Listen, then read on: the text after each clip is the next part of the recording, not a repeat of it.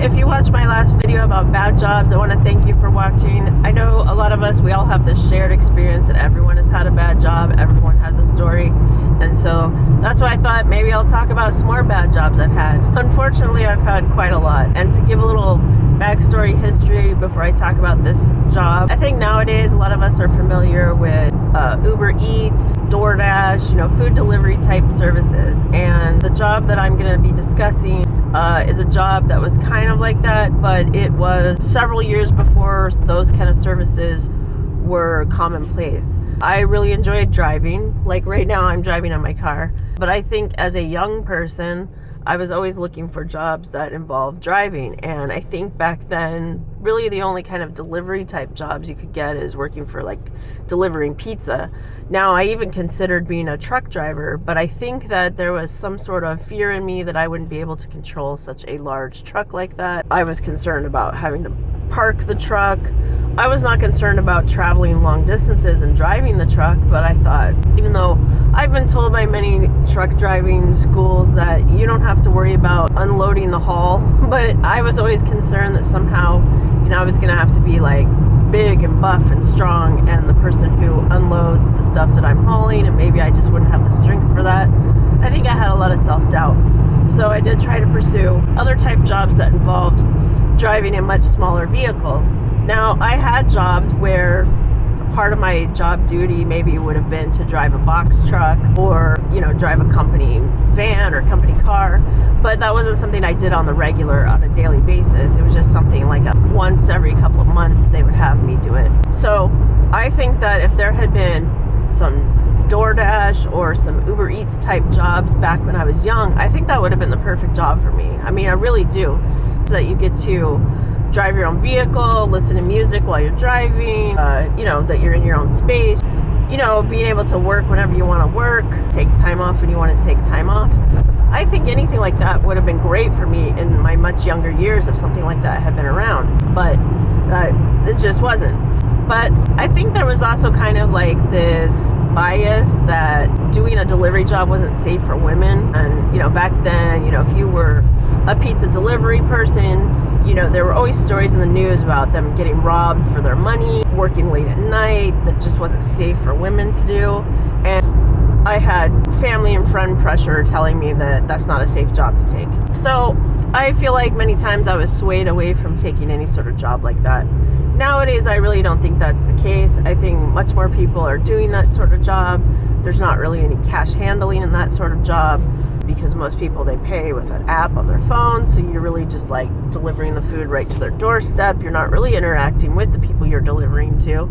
You just leave it on their doorstep and drive away. So the job that I'm going to talk about, well, first of all, let's talk about a driving job I had that I actually really liked a lot. So this first job is actually not a bad job at all. It was a job that I enjoyed, and I don't think that it would cause me any trouble to actually tell you what the job was, but it was working for a car rental place at the airport. So this was in Phoenix, Arizona. So the airport there is Sky Harbor International Airport, and so they have their own car rental place that's like connected to the airport. So when you fly in and you want to rent a car, all the car rental places are all in one place.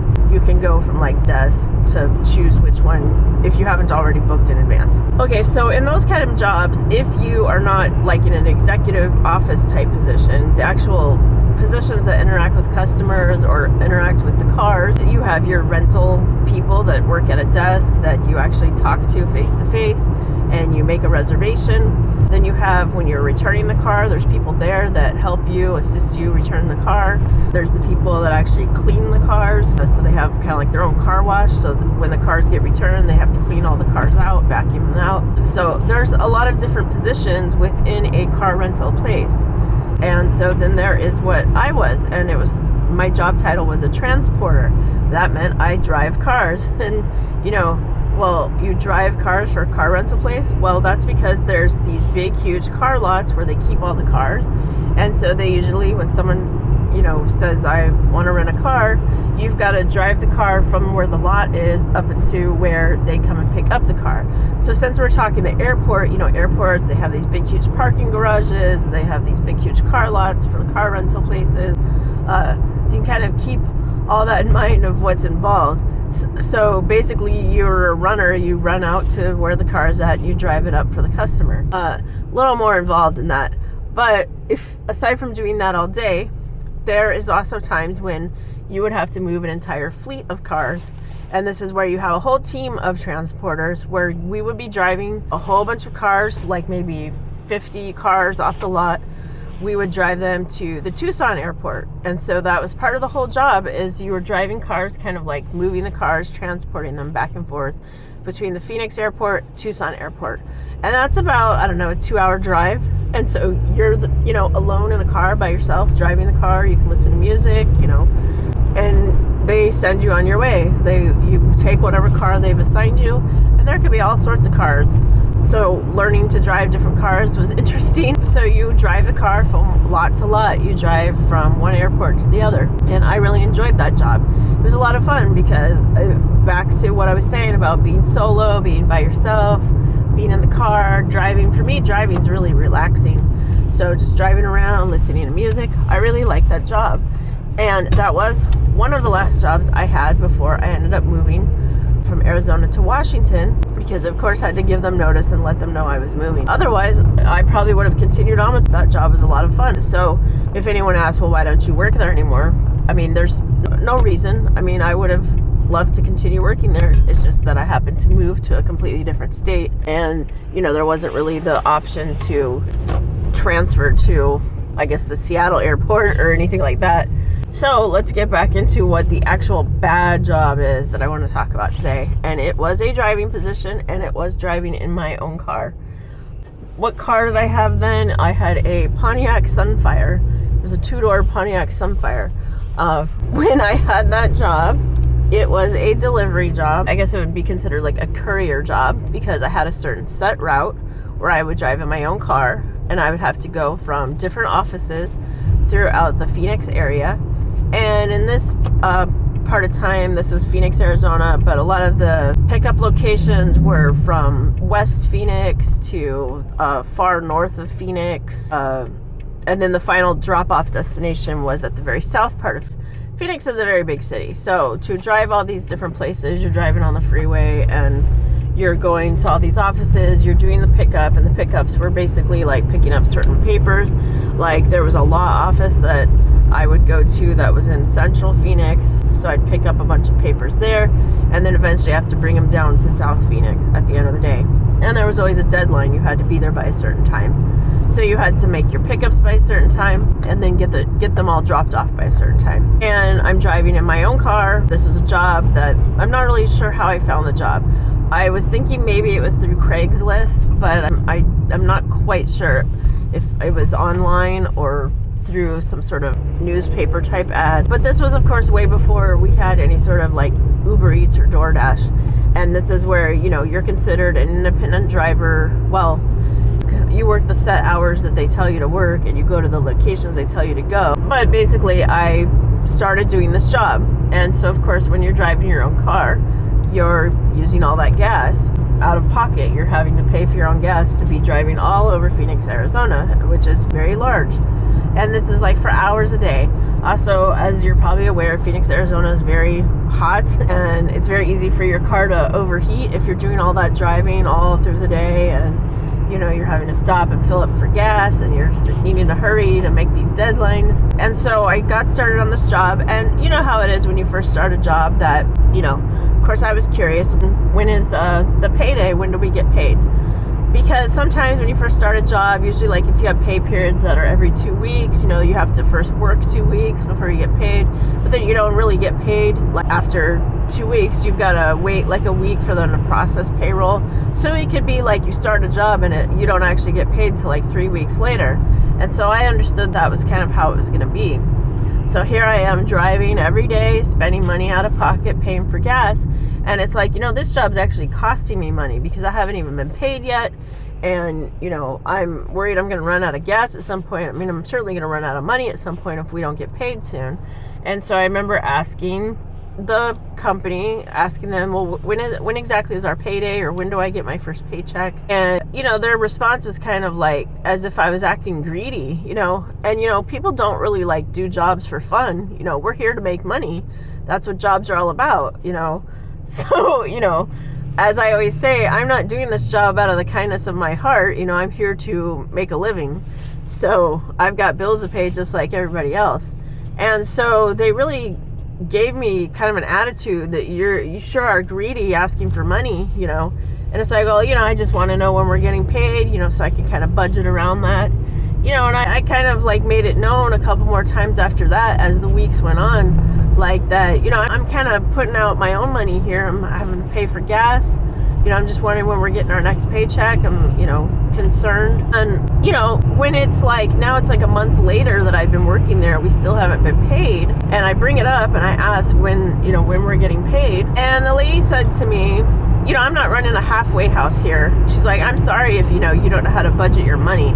And it's like, halfway house. I was like, what are you talking about? And she's like, if you're blowing your money on alcohol and drugs, that's not my problem.